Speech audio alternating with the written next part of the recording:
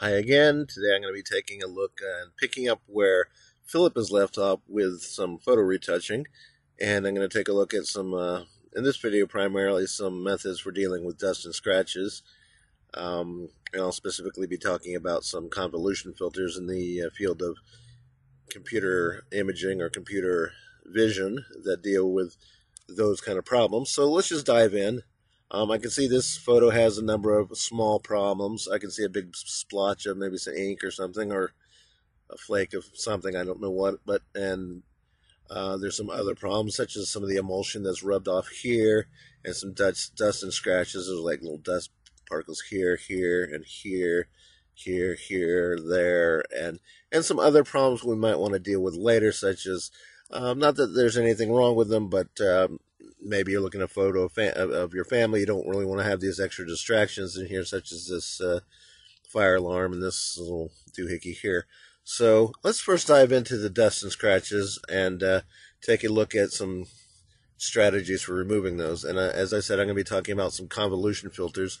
These are computer vision filters used primarily in the field of computer vision, and useful for these kind of problems, removing impulse noise, spike noises, and that kind of thing. Say you had a photographic sensor in a camera that took a photo, and it has millions of little dots in it, little sensors in it, and because of the manufacturing process, a few of the sensors don't work properly, and maybe they give you a bright spot or a dark spot or some other problem like that. And there are filters that will easily help us deal with that.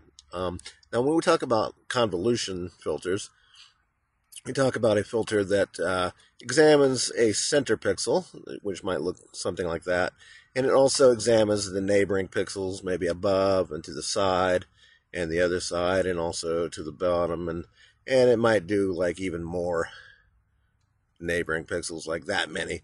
But we're primarily concerned with the center pixel and how to replace that with a known good pixel. So say we loop through all the pixels on the screen, and for each pixel on the screen we compare it with all of its neighboring pixel, and how we compare that and how we deal with that is will give us our final result. And we're going to be talking about minimize, maximize, and median in these cases. So let's go back here.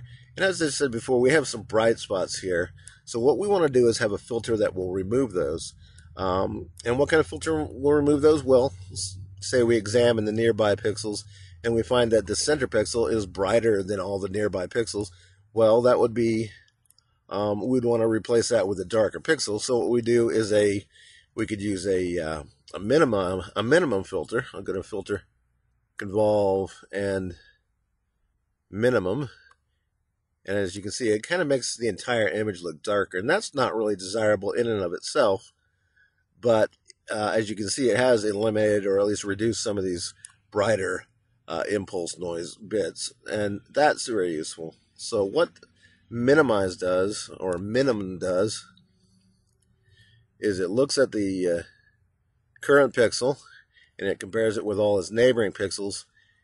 And it basically sorts them and chooses the pixel with the lowest value, so that it's picking the minimum, or the minimum value pixel of all of the pixels, and it places that color right in the center. And that is one way to eliminate these bright impulses, where it would leave more or less everything else alone. That can be very useful. There's also, let's see, say we had some dark spots like this speck here, this little dark thing there. We want to eliminate just the dark specks, but we want to keep everything else the same. So we could go to filter, convolve, and maximum. As you can see, everything else does get a little bit brighter, but it has started to eat away at those dark spots, and that's good. But in some cases, or really in most cases, at least as far as photography goes, you're not going to want to make the whole picture brighter. So, well, how do you deal with that? Well, one way you could deal with that is just run one filter, minimum, and then run the opposite filter again, maximum, and it'll put the image back the way it was while still eliminating the desired pixel values. So we'll go back to that original. We'll run. We actually have these built into the program. We'll go to Convolve, and you can see there's max, min, and min, max. It basically runs a maximum and then a minimum filter. So let's run max, min first, and you can see the image stays more or less the same, but we've started to eliminate some of these bright specks. So let's run it maybe a few more times. Max, min, and the more we do that, the more we can see that those bright specks are starting to disappear. Let me undo it. But you can see the value of the image has more or less stayed the same. Little problem with that is we're really only dealing with single pixels. Some of these specs are a lot bigger than single pixels. So there is actually an adjustable minimum and maximum. So let's go to adjustable minimum, and we can make this convolution as big as we want it to be. But again, as you see, this does start to make everything look really ridiculously dark and exaggerated. So I'll hit OK on that, and I'll go to, let's see, reverse that with the maximum, adjustable maximum. I'll set it basically to that same value. And while it basically keeps the same overall value, it has started to make our image look kind of blocky. Well, that's not really desirable, but one thing we can do is still use that. And what we can do is, I'll store a copy of this for later. Let me undo this a few times. Okay, we go back to that original. What we can do is go to the swap image. That's this little S like swap thingy here. Go to the swap image and bring that into it by clicking on that stored image. And now I can swap back and forth between those, and you can see it's basically the value stays the same, but we've eliminated all that high frequency. And what we can do is we can pick a tool like this internal brush tool here.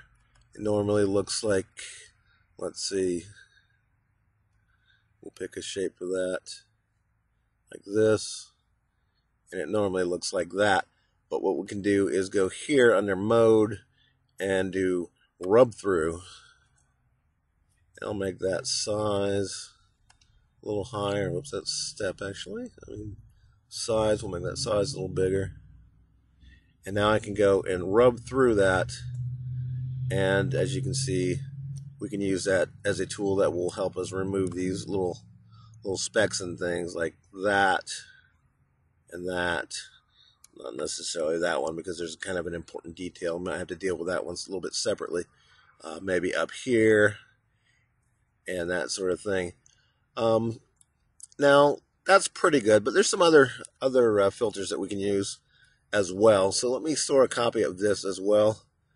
And let's see, another filter we can use is convolution and median. And this is very similar to minimum and maximum. Instead of sorting the image and picking the smallest or the largest, it picks the very middle color.